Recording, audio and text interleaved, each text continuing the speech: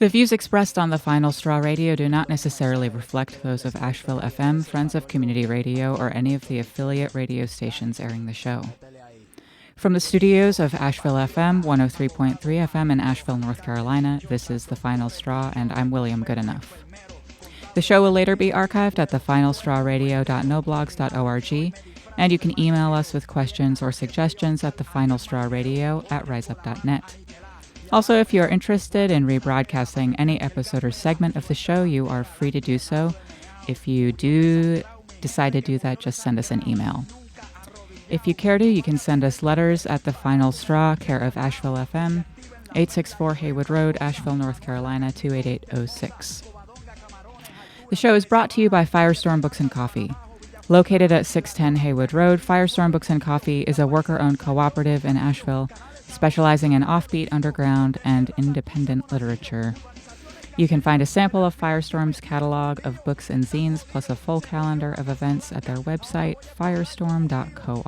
On today's edition of The Final Straw, Disembodied Voice shares several short interviews with members of politicized prisoner Keith Malik Washington's support team. Comrade Malik, as he is known to his friends and supporters, is currently in solitary confinement in Texas at Eastham Unit, where he was placed as retaliation for coordinating a work stoppage during last year's nationwide prison strike on September 9th. In addition to his work around the End Prison Slavery movement, Malik is a member of the Incarcerated Workers Organizing Committee of the IWW and the deputy chairman of the New African Black Panther Party prison chapter, and is active in the Fight Toxic Prisons campaign. Malik has an extensive network of support nationally and even internationally, both within and outside of the anarchist community. The interviews we will share today show the diversity of backgrounds, motivations, and stories that go into forming a support network for those engaged in revolutionary struggle while incarcerated, which is to say, from behind enemy lines. The conversations cover a wide range of topics, including a look at the range of issues prison activists like Malik work around, the kinds of relationships prison activists form with their supporters on the outside, the importance of being in solidarity across identities and political labels, and what a revolutionary abolitionist movement means to the people doing this work. You can view Malik's work at Comrade Malik, MALIK.com, and write to him directly at Keith, quote, Comrade Malik Washington, TDC number 1487958, Eastham Unit, 2665 Prison Road, number 1, Lovelady, Texas, 75851. Before you hear from Comrade Malik's supporters, though, you'll hear a conversation that I had with Beck, a University of North Carolina Asheville student and fellow organizer of this year's Radical Rush Week, which builds off of the model by the UNControllables of UNC and their Disorientation. The hope of this event is to introduce opportunities to spark conversations and relationships to radical organizing initiatives on campus, and also get folks acquainted, especially new students, to local projects around the Asheville area.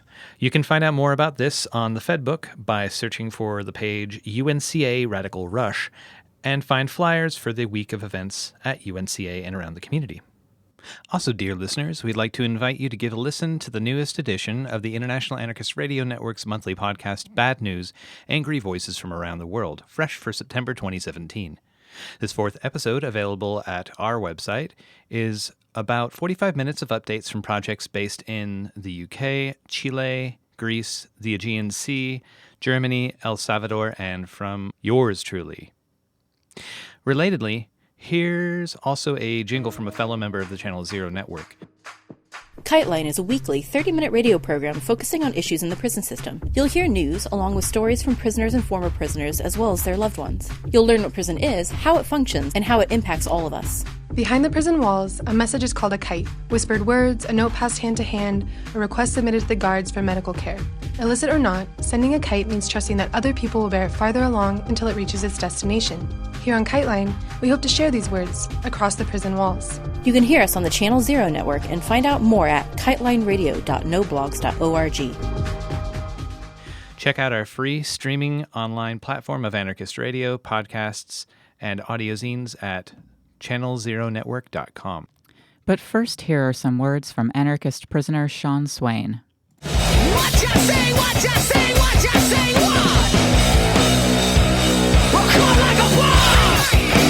Back in January here at Warren Correctional, Donald Pate Jr. was sitting at a table in the day room minding his own business when another prisoner strolled up to him with a clothes iron in his hand and smacked the living daylights out of him. Now, I've never been smacked in the head with a clothes iron, but I imagine I wouldn't enjoy it, and I bet Pate didn't particularly care for it either. The prisoner was sent off to Lucasville, of course, as further deprivation and oppression is the only tool in the prison manager's toolbox. But that response doesn't address the larger context.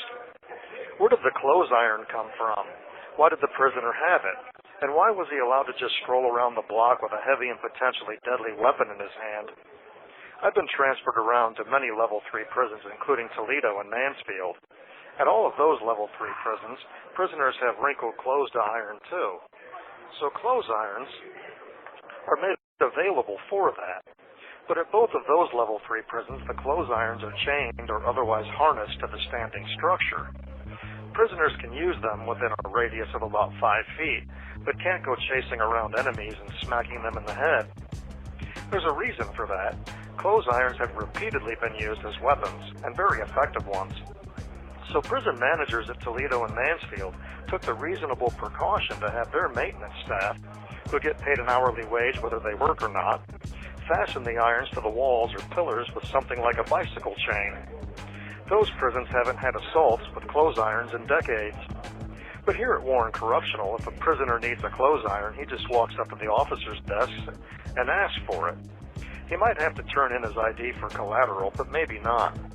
According to the video footage in the case of Pate, the prisoner who smacked him in the head with the iron came out of his cell with it, so clearly the accountability for the clothes iron had broken down. So the question arises, why didn't Warren Correctional spend a few bucks on some bicycle chains in order to stop assaults with clothes irons the way all these other Level 3 prisons did? That's a good question. A central question to the civil action that Pate has filed in the Ohio Court of Claims for in excess of $50,000 based on prison officials' negligence. We know Warren Correctional has the money. Warren just spent millions of dollars replacing perfectly functioning porcelain toilets with steel ones so that administrators could have the flushing timers on the toilets. We now get one flush every 5 minutes, and if you flush before 5 minutes elapses, you can't flush for a whole hour.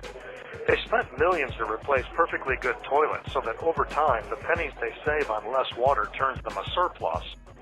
But they had millions of dollars to replace the toilets, so why couldn't they buy bicycle chains to secure the clothes irons? Warren Correctional also just installed new locks on the cell doors. The new mechanisms are computerized with flashing red and green lights and are the size of small hotel refrigerators mounted to the outsides of the doors. Ridiculous. And these things are not hooked up to a master board, so in the event of a fire, doors can only be opened manually, and we're all dead. These fire traps cost Warren Correctional $6.5 million. So again, why couldn't they buy a few dollars worth of bicycle chains to secure clothes irons and prevent assaults? Why did Warren Correctional just keep handing out exotic deadly weapons to anyone who asked for them? Even after Pate was smacked in the head with an iron, do you know what Warren Correctional did? Since the clothes iron used to assault Pate had broken with the impact with his skull, Warren Correctional bought a heavier, sturdier replacement, so the next skull bashing won't break it. That way they can just wash off the blood and the matted hair. Good as new. I think this situation provides us some insight into the cold, calculating mindset of prison mismanagers. Just like the Nazi concentration camp managers who came before them, they must completely desensitize themselves to the humanity of those in their custody in order to carry out the grisly and far more important business of long-term economic conservation, or what seems to be. In such a mindset, captives are nothing more than objects, just like the captives at Nazi concentration camps. In Pate's case, the question before the court is whether or not prison officials applied the same standard of care that they would apply in their own affairs. So the question is how many of Warden Shea Harris's own children would have to get smacked in the head with a clothes iron at his house before he took precautions to secure it. I bet if Pate was Shea Harris's kid, Harris would have bought those bicycle chains a long time ago. Let's hope the check that Shea Harris has to write to Pate is comparable to the checks he wrote to the profiteers who replaced these locks in toilets. This is anarchist prisoner Sean Swain for War and Corruptional in Lebanon, Ohio. If you're listening, you are the resistance. You can write to Sean Swain at Sean Swain 243-205 Warren CI, P.O. Box 120, 5787 State Route 63, Lebanon, Ohio 45036. Updates on his situation and more writings by Sean can be found at seanswain.org.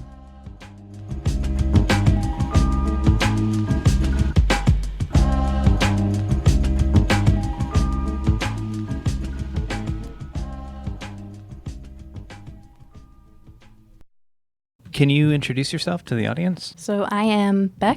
I'm a senior at UNCA, and I use they, them pronouns. Cool. And so you are going to be here talking to us about Radical Rush or Disorientation that's coming up at UNCA or University of North Carolina, Asheville. Yeah. Can you talk about what that is, and have you done this sort of thing before?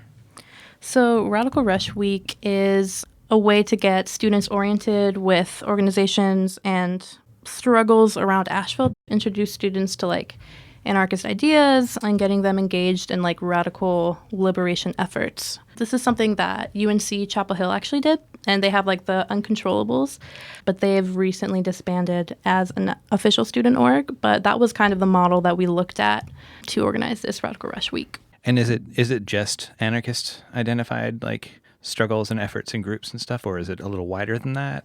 It is wider than that, yeah. The students and folks that have been organizing are different backgrounds, yeah.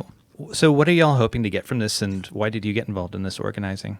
So the goal is to get students engaged in organizing that's happening around Asheville, whether that be on campus or off campus, with groups like Food Not Bombs, getting folks organizing with Tranzmission Prison Project, things that are already kind of going on, and then encouraging and empowering students to start their own efforts and kind of connecting these students all together. There's a thing that I've learned over the years here, and it seems to be a thing in a lot of cities, but where there's a university, oftentimes there's kind of a disconnect between the university and the communities that are in the city, and that's partially because people are busy focusing on stuff that's focused in the university, but also because they're only here for a number of years, and then they're planning on going back to where they came from, or starting a job somewhere else, like moving on. It's a temporary thing for people. Do you think that this sort of effort can have an impact on at least making people more engaged with what's going on in the community and taking it with them, or changing that dynamic that's been like pointed to for a while between UNCA and the city of Asheville or the communities around here? Yeah, I think most of these events are going to be on campus, so I think that's really important. A lot of students, first of all, freshmen who are, coming in, they can't have a car, they can't live off campus, so they're pretty much stuck on campus all the time. Yeah.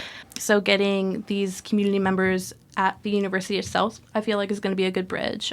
Yeah, I mean, when you have kind of like a base building of community effort and what organizing looks like, you can, even if you are only going to be at UNCA, and like that's your goal, stay at Asheville for 4 years, you can take that with you at other places and use those skills to organize and like stay in touch with people in Asheville as well and build larger community connections, I guess. Yeah. Also, I've heard a concern of like people wanting for sure for there to be radical engagement on university campuses, because it's a time of learning. It's a time of people exploring like who they are. They're just getting, like, for at least younger people, they're just getting out of the house. They're having a chance to finally like discover themselves, branch out, try new things, try new ideas. And it's, for instance, like a week and a half ago, there were some right-wing flyers that were left on the university. So it seems like it's a time in people's lives frequently when they're more open to ideas. It seems like this kind of event might be a fruitful opportunity to counter organizing or recruitment into far-right groups, right? Yeah, definitely. A large, hope out of this is to kind of show students that, being kind of complacent in these situations is not helpful. That, standing by not doing anything while these flyers are being distributed is harmful. And getting students engaged with students who are already in that fight or already know about that fight is just going to make us as in, I don't know, anti-fascists or leftists or however folks want to identify, people who don't fuck with Nazis. Can I say that word? You did. It did it. It's done. Yeah, building a stronger community there. When you have groups like Identity Europa as like or Traditionalist Workers' Party, maybe not so much, but like Identity Europa, at least as one, has been trying to push into university campuses, like sending out starter packs with stickers and flyers and stuff like that, and sort of trying to engage people of European descent, and in particular like disaffected young men from middle to upper class backgrounds into feeling a sense of resentment towards other people for the discomfort that they're feeling. It seems like, this is like a good opportunity to counter that, and also to build the real connections between people that makes it hard for someone to hold prejudiced perspectives. If you are organizing alongside of trans folks, or organizing around, like, and you're white and organizing around people of color, or people just don't look like you, or people from different class backgrounds or nations, like it's harder to alienate them in your head and make them into enemies. So that seems like that's an awesome opportunity that you all are presenting.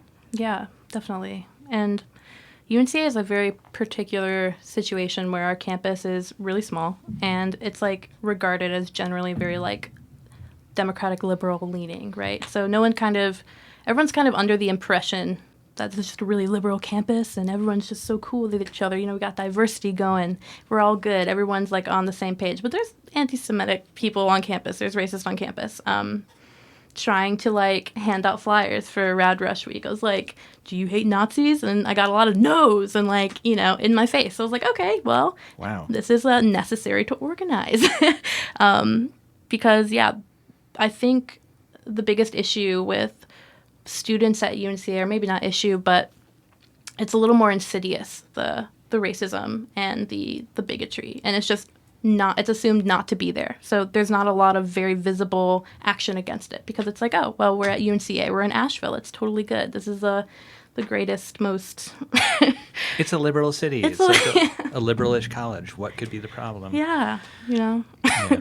But we're in a white supremacist, sexist, like heteropatriarchal society. So it's like, it's kind of not surprising that stuff bubbles up, and people can use whatever cues they want to say, like, oh no, I'm a progressive individual, like I'm not hateful, or I hate everyone equally, or whatever, like sort of like BS they want to put out about it. But so that hopefully under good circumstances folks will be able to have conversations with the people that said, no, I don't hate Nazis, and maybe talk to them about why they might want to. Can you tell listeners about the range of events going on this week around the Asheville area, around the Disorientation or Rush? And is only UNCA involved in this? So, starting with the follow-up question, it is UNCA students and Warren Wilson students that are organizing, which is really great.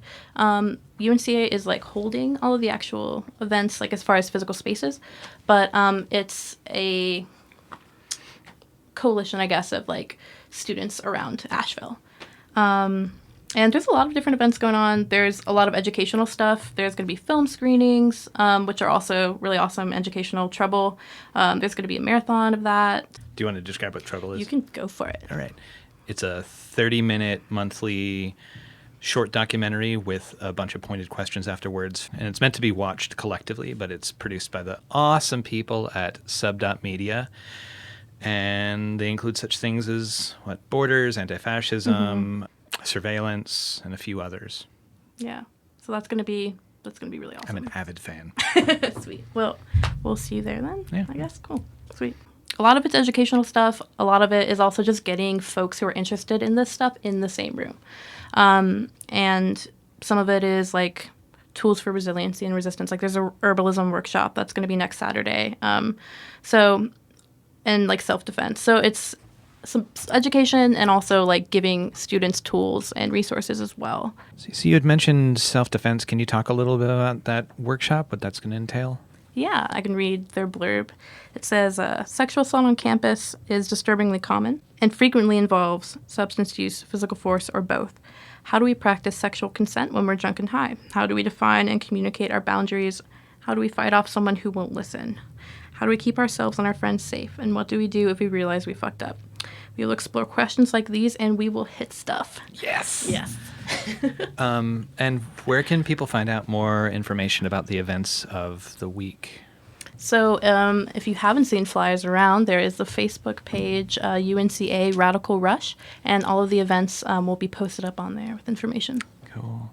And can you talk about the range of dates when these are going to happen? So Radical Rush is going to be from Monday, September 18th up till Sunday, September 24th. So all of next week. And I'm excited in particular about the benefit show that's going to be at the end of it. Do you know any details about that you could share? So it's going to be at Firestorm, which is awesome. I love when Firestorm has shows. And all of the funds, it's recommended donation, and all of that is going to go towards a DACA defense fund. Really great bands. Nomadic War Machine, Lacrimosa, Cloud Gazer A. All right, local, love it. I mean, I think they're all local, actually. Mm-hmm. But yeah. That's great. Sick. Do you have any suggestions or tips for folks who want to bring this kind of model to their community? Like what sorts of help is good to ask for? How do you bring in resources, that sort of thing? So definitely talk to your friends, if anyone is like leaning even slightly in your direction of thought on issues that matter to you, just like engage with them. Ask them if they have friends that also feel similarly. If you're like, wow, fuck Trump, fuck fascism, and I'm going to do this and this and this. I wish I could do this and this and this. Like being in the same room with those people, that energy can be a huge mobilizing factor. So just like reaching out and getting into the same place. Definitely, like, if possible, reaching out to your community. If there is an anarchist bookstore, if there is like an organization that is leaning in politics that you align with, just reaching out, and which can be hard and definitely has been a barrier for me as a student and someone who's like real socially anxious. But once you have like that one friend or like two friends that you kind of like get along with, mobilizing together, it gets a lot easier. Yeah, that's true. Yeah. Cool. Thanks a lot for talking, Beck. Yeah. It's awesome. Thanks for having me.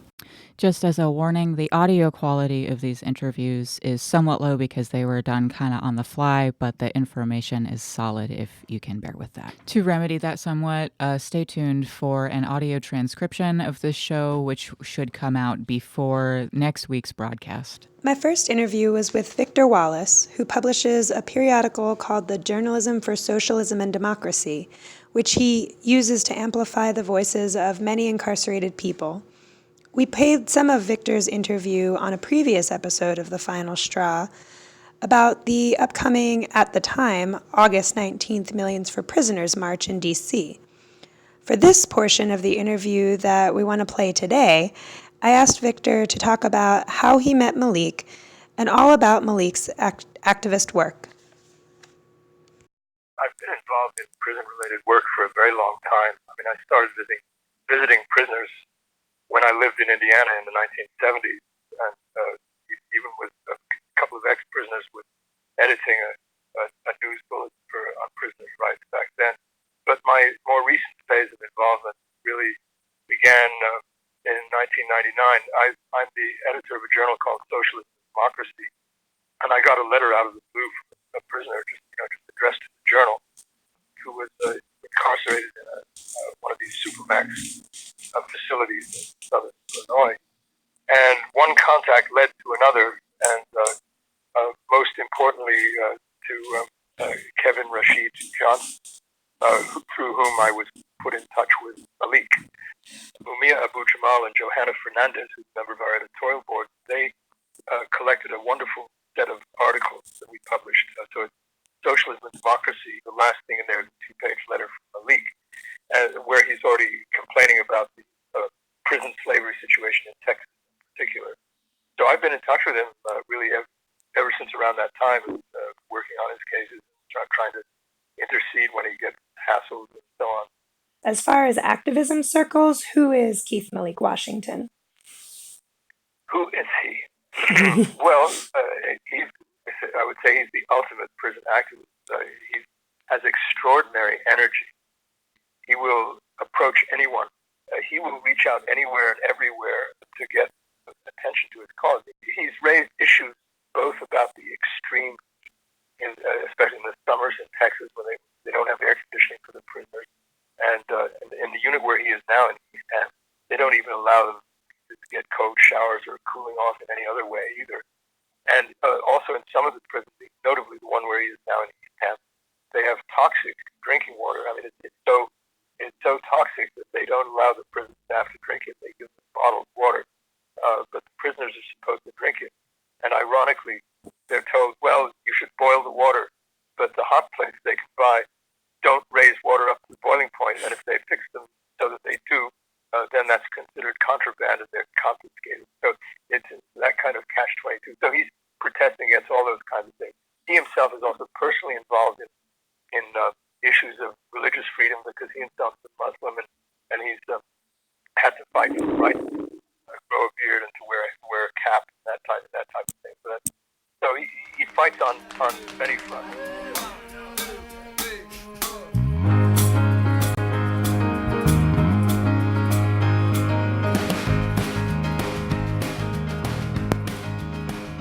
Our next interview is with Justin Adkins, a professor in Massachusetts who has been supporting Malik for a number of years. So my name is Justin Adkins, and I have been a community organizer for quite a long time, for about 20 years, and I work in higher education, and I started doing work around prisoner support. God, it must have been probably about 7 or 8 years ago now, and I started off as a pen pal for a couple transgender inmates, mostly because I personally am trans, and as a trans guy, I was really just became interested on my own. At the time, I wasn't in spaces where I was hearing a lot about trans people living in prison, but I became interested in, like, how can I connect with folks? And those were just, like, some general friendships and just, like, oh, this is my experience, this is your experience, what is the weather like kind of conversations. And both of those pen pal relationships at the time dropped off. And then I was arrested at Occupy Wall Street on the Brooklyn Bridge. And as part of for me personally, when I was arrested, the police, the NYPD investigated me.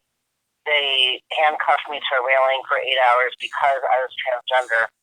I went on to sue the NYPD in New York City, and eventually that lawsuit was settled. But right after my arrest, I started getting in touch with Black and Pink, and I had booked Jason and other folks at Black and Pink for quite a few years by that point. And I got in touch with Black and Pink and got back on with doing prisoner support. And right away, that's how I ended up meeting Malik. And our friendship and our work together has just blossomed since that point. And what kind of support work have you done for him? What kind of projects have you worked on? Yeah, so a majority of what I've been doing for him, I had worked for years. I just recently stopped working as a website developer. And so, as we started communicating, we realized that to get his message out widely, it really needed to have an online presence for the work that he's doing. And that was before the Texas Department of Criminal Justice put in this policy about people living in prison not having social media accounts or online presence. And we started a website, which is ComradeMalik.com, and that's a place to publish his work. We've also published work of a few other activists, but mostly publishing his work. I also keep up to date a support Facebook page of support for him. We did a Facebook page of abolishing prison slavery in Texas and really being very Texas specific. And then a lot of it is just working with his support network and making sure that the connections for the support network, that we're all communicating. And that's been interesting as the network has grown, that how do we continue to be in touch as the network grows and everybody doing their different bits. And we all have different work schedules. And so helping navigate that support network has been major role that I've been playing more recently, kind of helping coordinate the support network. And maybe we could just back up for a minute and you could talk about like just who Malik is and what his work is about. Yeah.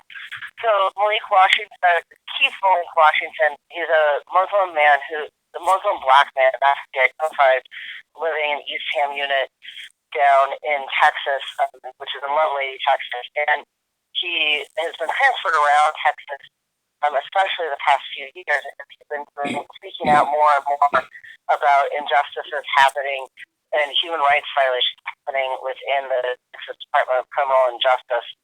And his work, he's really become, I'm trying to think of exactly the words he would use for himself, but he was a prison rights and human rights activist. He describes himself in different terms over as we've been working together, but he really has stood up for a lot of different communities and then also using his own experience and his own voice. Some of the things he's been doing, fighting against toxic water issues within the Texas prison system. As they've transferred him from prison to prison, they keep transferring him to places that also have toxic water. And so it's been interesting that he's been tracing these water quality issues around the state of Texas. We connected with Erin Brockovich a couple of years, probably 2 years ago now, I guess, tying in with some of the work that she's been doing about water quality issues in Texas. And she's been living not that far from the last, I forget where he was last, but she didn't live that far from the last place where he had been housed. She also started really being vocal about prison as slavery and making the connections that, and he was starting to talk about this stuff before the new Jim Crow came out. So he was writing about prison conditions as slavery, as many other people were, before the new Jim Crow came out. And so that work has really taken off. He's done a lot of writing about the way that Muslim inmates have been, himself included. He has had a couple different lawsuits against the Texas Department of Criminal Justice in regard to religious discrimination. And then also he's been standing up on behalf of disabled and older inmates who are being mistreated within the system. And obviously everyone living within the prison system is being mistreated. All of the folks living in the prison system today in the United States and elsewhere are living in slavery, and we need to abolish all prisons. And his work all ties together about abolishing prisons. I was gonna ask too, like you mentioned Black and Pink.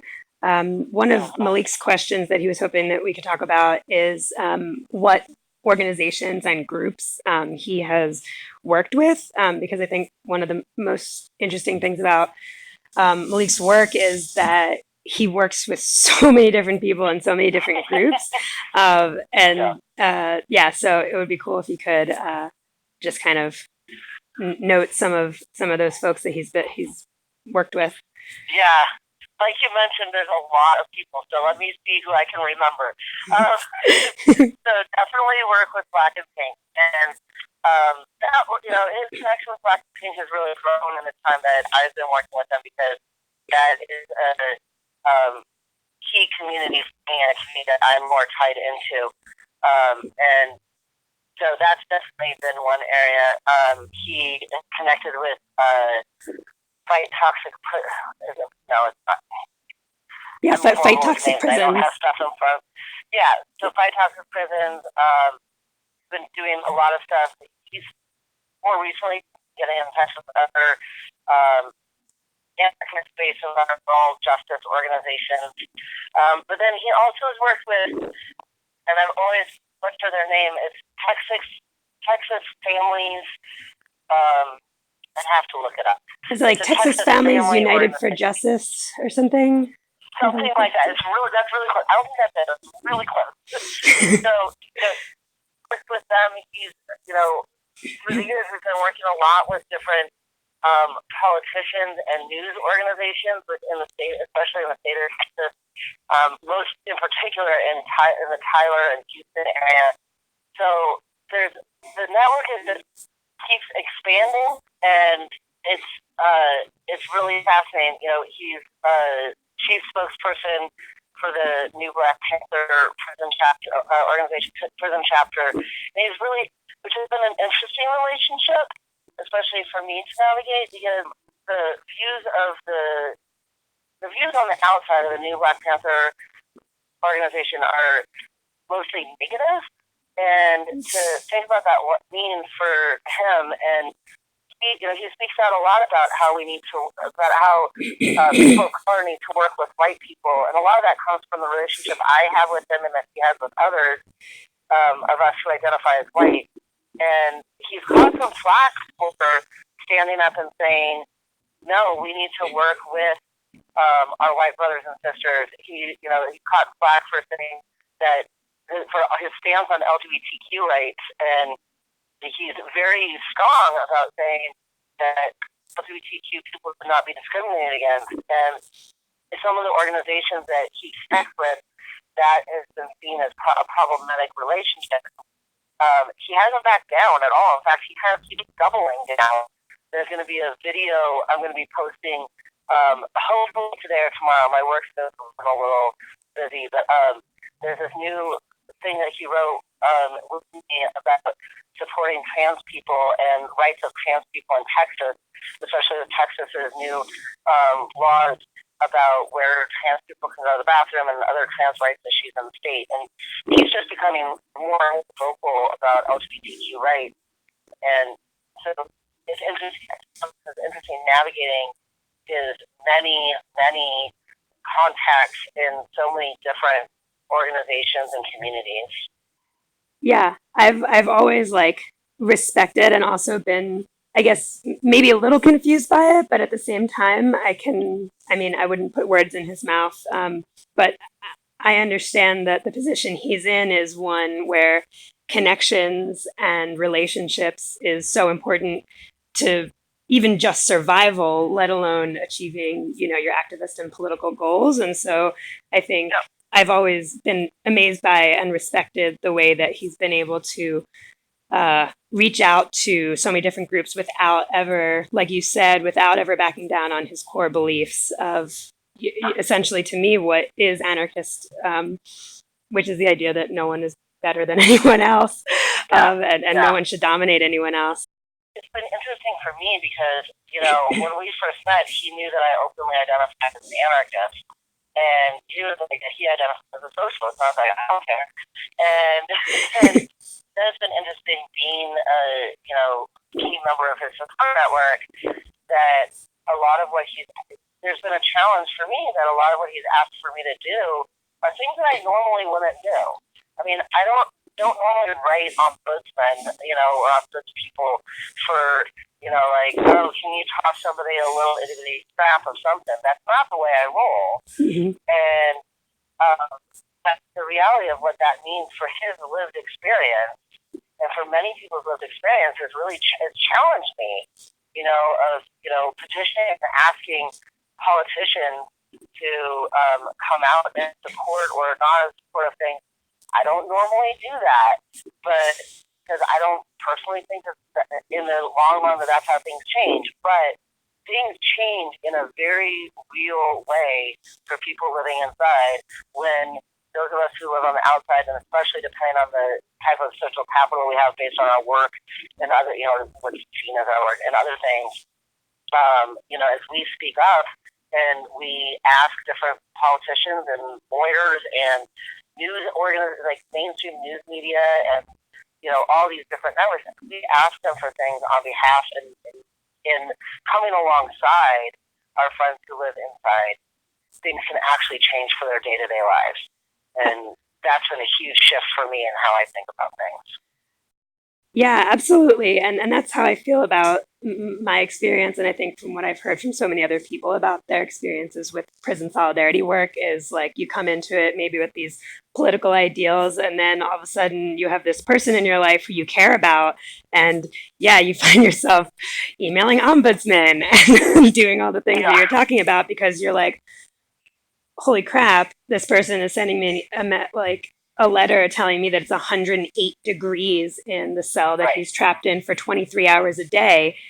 And kind of goes to one of my last questions, which is for you, what do you feel that the relationship between prison solidarity work and building like a revolutionary abolitionist movement is? Because you mentioned earlier that, like, you said you want to abolish all prisons. To you, what is the connection between the work that you do in this vein and building that revolutionary abolitionist movement? That's a really good question.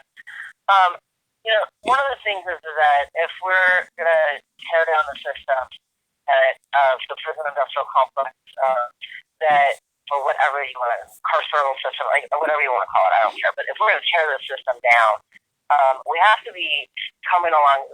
One is that I wish, in my abstract, my theoretical thoughts, like, oh, the whole thing will just collapse one day.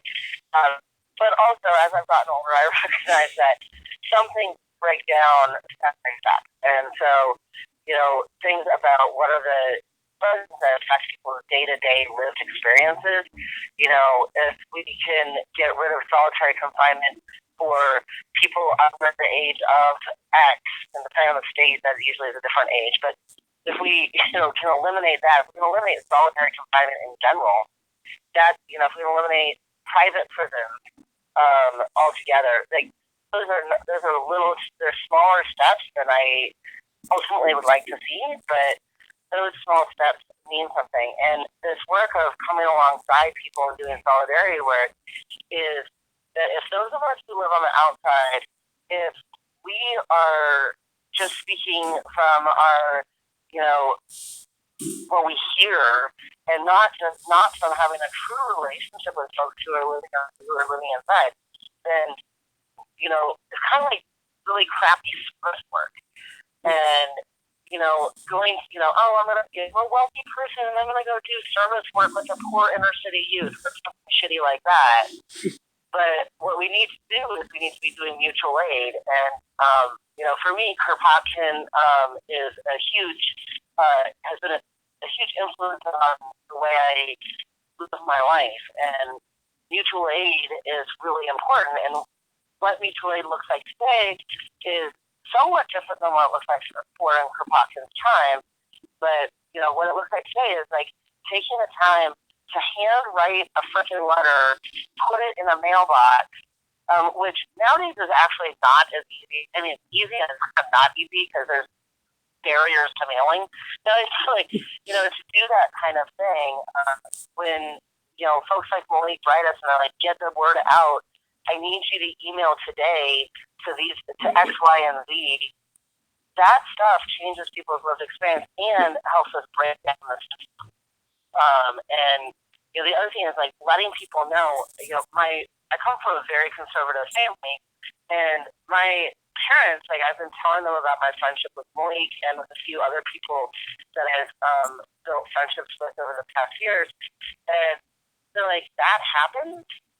And because the mass media, even after books like Jim Crow and movies like 13th have come out, many people still don't understand that this happens. And when they find out, no, this guy's my friend. Like, we've been writing for years now. Like, he's a closer friend than most of the people I know in person. And, when I tell my mom, I'm like, Mom, like, this is what's happening. Like, no shit. I was like, yeah. And, that then changes things. She then goes and talks to her network of friends. And her network, trust me, is like a complete world away from my network. So that's how we start breaking down the system, because we need all of us to be doing this work. And, some people might end up changing the way that they vote. I personally don't think voting does jack shit, so I don't really care. But those little steps, they might ask, they might do more than vote. They might do something that actually can be something, or just talk to somebody about how they might change policies, rules, regulations. Next time a prison is being community, if a prison was asked to go, in my mom's community, what would she say now is probably different than what she would have said 5 or 10 years ago. And so that's how those are some of the ways that we break down the system. Also, we can just go physically tear down the damn things and just, have full on, revolution, which we might have soon. A diversity of tactics will be utilized. Diversity of tactics. Yep. It's all about the diversity of tactics.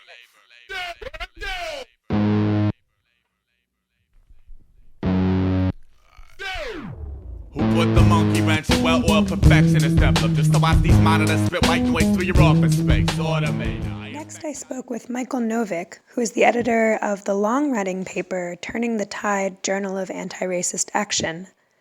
We spoke about how centering white supremacy and settler colonialism in our fight against prisons, capitalism, and the state allows us to bridge ideologies and be in solidarity across political traditions. I guess one of Malik's questions is, as far as activism circles, who is Keith Malik Washington? And I would just maybe add to that, kind of what are the ways that your political affiliations or circles overlap with his? Sure. So I have called myself an anti-authoritarian, anti-imperialist for a long time. I was once part of the Prairie Fire Organizing Committee, which is kind of a cadre organization, but not like a party formation. I've never really been that interested in, political parties. Keith is in a group called the New African Black Panther Party Prison Chapter, and is one of the leaders of that. I recognize that. I don't necessarily agree with all of his political positions, but I think he's really been tremendous in exposing conditions inside the prisons. He's very willing to work with people of, other political perspectives, and, I respect that and share that in a sense. He's been locked up for a long time, and he's not to let that silence him in any way. I think that's, he shows a tremendous amount of resilience given the conditions that he faces and the treatment he gets inside the prisons. He's, constantly producing exposés and perspectives and trying to work with other groups that push for the, Living Prisoner March and many, many other activities that have tried to, bring to light what's going on inside and also the existence of people inside. So he's trying to build unity. For example, I did a lot of work here around the California prisoner hunger strike and the people in solitary, and he's trying to work with some of them around the whole question of ending prison slavery, amending the 13th Amendment that essentially legalized slavery in the course of abolishing it by saying that it was still acceptable as a punishment for criminal violations that people were being held in prison. They could be subjected to involuntary servitude, and we're seeing that certainly around the country. Did you have any role in the recent convergence in DC on the 19th? I was not really involved with that too much. It's pretty distant geographically. I think we probably publicized it somewhat, but I couldn't get there, and I don't think we've had a report back from it yet. So I've seen that we might publish it, something if we were to get it in the next issue. Turn the Tide comes out now bi-monthly, so we'll have an issue coming up in a couple of weeks. Something I've been curious about regarding that event is folks' perspectives on kind of like the tactic or the strategy, maybe more specifically, of kind of going the legislative route and talking about, amending the 13th Amendment, which obviously is a strategy that involves, congressional support and things like that. So I'm curious from the perspective of, from your perspective or from the perspective of Turning the Tide, how do you feel that strategy connects to like building a revolutionary abolitionist movement in a larger sense? Yeah, it's interesting. I just had a discussion online about there was a kind of critique of abolitionism, among other things, by somebody at, I think, Jacobin, and then there was a response to it. And one of the things I pointed out that the response neglected to take up was the whole question of, in that critique of abolitionism, the basis of it was really a denial of the centrality of racism and the racialized nature of capitalism in this country because it's settler colonialism. And to me, I think that the fundamental aspect is that I'm willing to work with people who have different approaches to, legislative work or constitutional work if the focus of what they're dealing with is the question of institutionalized white supremacy, land theft, and genocide as the basis of this society. And, I think that the whole question of the prison industrial complex or abolition falls within that context. I mean, a lot of people call themselves abolitionists, and they're still mostly engaged in various kinds of reform or trying to shut particular prisons or trying to deal with particular conditions. And I think especially for the prisoners on the inside, it becomes almost a question of immediate survival necessities of dealing with some of these things. The prisoners in Texas, in particular, make their own chains. I mean, the Texas prisons, grow the food. The prisoners build the furniture and the sinks and other equipment in the prison. It's an enormous slave system, so I can understand that they have a very immediate and critical necessity of kind of trying to deal with that and are looking for any mechanisms that will help them, bring that struggle to light and build support for it. So just so that I understand, you're kind of saying that the link between identifying as an abolitionist, but perhaps doing work that's more reform oriented is like that overarching opposition to white supremacy as a system, and that is kind of the piece that allows us to both identify as abolitionists and like aspirationally struggle toward that, but also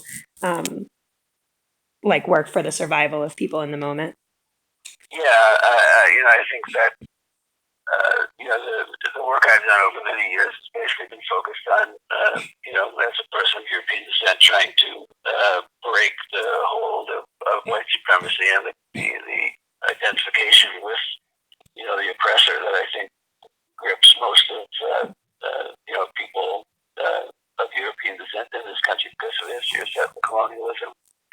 So I think that, I do a lot of work around police brutality, police killings, and obviously in that struggle you find people that are, looking for just the indictment of a particular cop, or you look at people who are trying to create civilian oversight. And, I'm not a purist. I'm willing to work with people who are dealing with those things, even though I think that, the police are essentially an occupying army, and that's the perspective I put out. But, I'm doing in the context where a lot of other people are doing other things, and the same holds true with the prisons. I think that the entire federal state needs to be dismantled because it is an empire and it's based on stolen land, and so the prisons are a piece of that, and the prisons grow out of that history of white supremacy, and so those are the politics that I put out as I try to do that work. But I'm prepared to work with people who are coming at it from other perspectives, and the hope that I'm planting some seeds of that break with empire and white supremacy and settler colonialism. I mean, I think that the New African Black Panther Party prison chapter considers itself a Maoist organization, which I'm not a Maoist, but I think that their work needs to be recognized and amplified. Their voices, and is certainly one of the important ones. Yeah, this issue has kind of been a theme in the interviews I've been doing. It is kind of cool to hear time and time again to see someone like Malik creating bridges between not just not across race and class and circumstance, but also across these political ideologies. Yeah, I think the other thing for me is that I've come to this work in a sense with my principal criticism really of the left or the post-left is the same. I think a lot of it is too Eurocentric and doesn't recognize the significance of the land struggles and doesn't recognize the nature of settler colonialism. And so, I've seen a lot of arguments between Marxists and anarchists that to me miss the point of what's really central to this oppressive system we live within, which is that it's, particularly in the United States, it's based on stolen land, it's based on, slave labor, and that's continuing, to this day. It's not just historical things. Like if I stole your car, ever after, that's still a stolen car. It doesn't become my car. If I stole, if your land is stolen, it's not like it stops being stolen. And the fact that they are continuing to carry out, slavery in different forms, particularly in the prisons. And I think people need to recognize that that's really fundamental to ending capitalism in its entirety, is really getting at some of those root things of the land as capital and the people as capitalism, and I think that deals with the question of white supremacy and its currency to this day in policing and in prisons in particular, in terms of the nature of the state and also the kind of warmongering that this country is involved in. So, I think that makes the prisons and the police really critical institutions to be dealt with. And I think that in doing that, you have to respond to what the prisoners are saying about it. That it is going to be the exploited and oppressed and the wretched of the earth who transform this society and exploitation that's going to make a future possible. I think that the trajectory that this planet is on under imperialism and colonialism and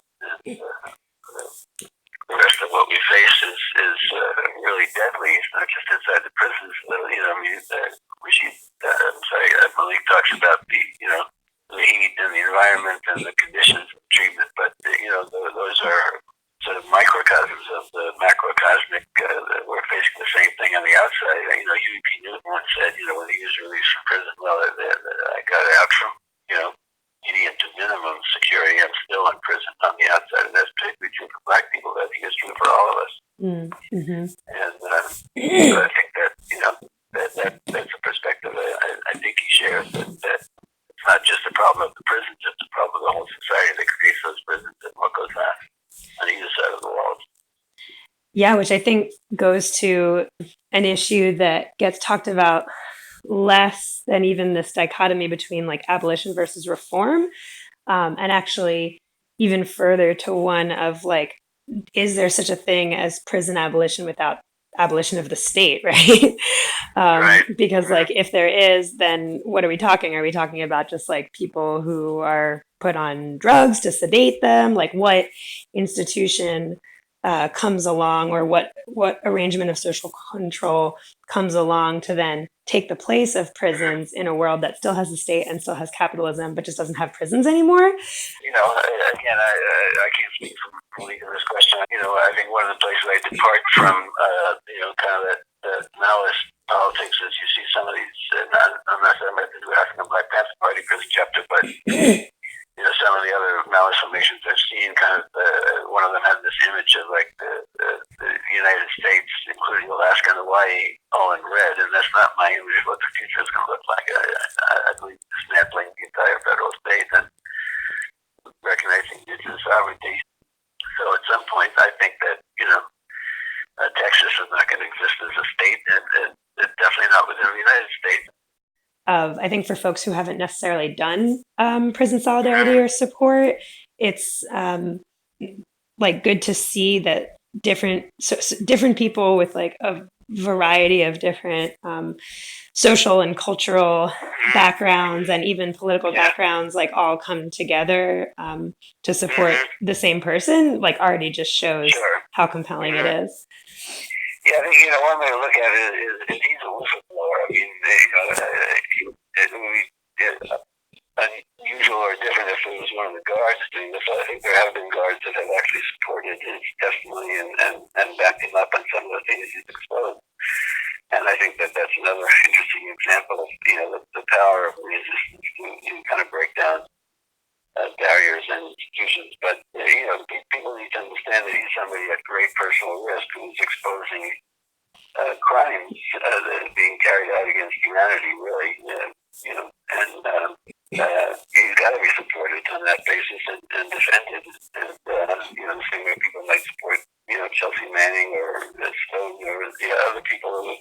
on with a lot of the crimes of the empire, and whether I agree with, Snowden as a libertarian or whatever he came out of, it's still, those exposés are things that need to be magnified and carried further, and people need to, act on the sort of investigative openings or the clues or the things that shine a light on how the society operates and magnify them so that they can't do what they're doing. From the studios of Asheville FM, 103.3 FM in Asheville, North Carolina, this is The Final Straw,